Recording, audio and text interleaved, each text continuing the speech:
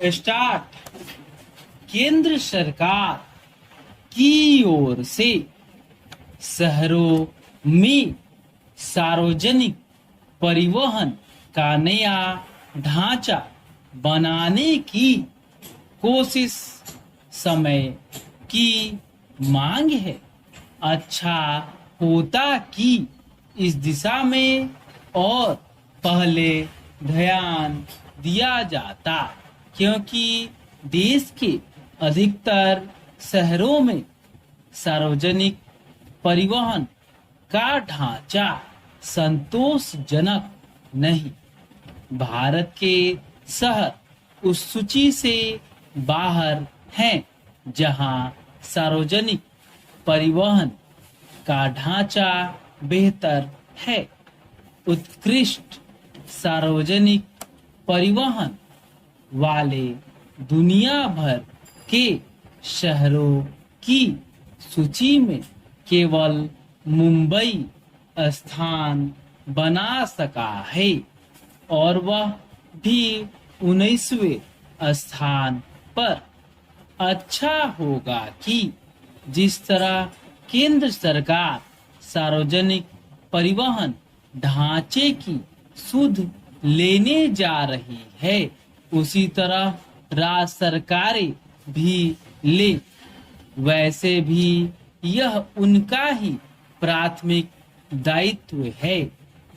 सार्वजनिक परिवहन का अपर्याप्त ढांचा शहरी जीवन की समस्याओं को बढ़ाने वाला ही साबित नहीं होता, बल्कि वह ट्रैफिक जाम का कारण भी बनता है।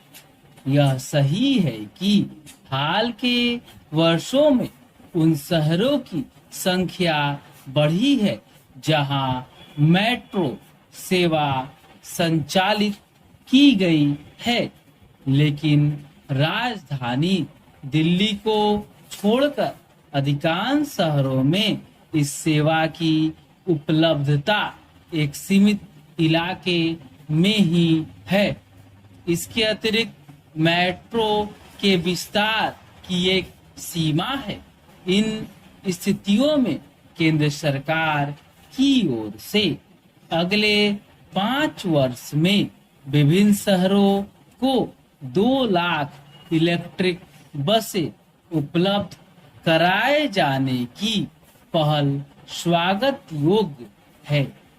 शहरों में इलेक्ट्रिक बसों की उपलब्धता शहरी आबादी के जीवन को सुगम बनाने में तो सहायक होगी ही, प्रदूषण की समस्या को दूर करने में भी मददगार सिद्ध होगी। यह अच्छा है कि केंद्र सरकार शहरों में सार्वजनिक परिवहन को लेकर जो नई नीति लेकर आने जा रही है, उसमें इस पर विशेष बल दिया जाएगा कि ज्यादा से ज्यादा संख्या में इलेक्ट्रिक वाहनों का उपयोग हो। इससे एक लाभ यह भी होगा कि पेट्रोलियम पदार्थों पर देश की निर्भरता घटेगी। यह घटनी भी चाहिए, क्योंकि इससे एक तो विदेशी मुद्रा की बचत होगी और दूसरे प्रदूषण के एक बड़े कारण पेट्रोल डीजल की खपत कम होगी।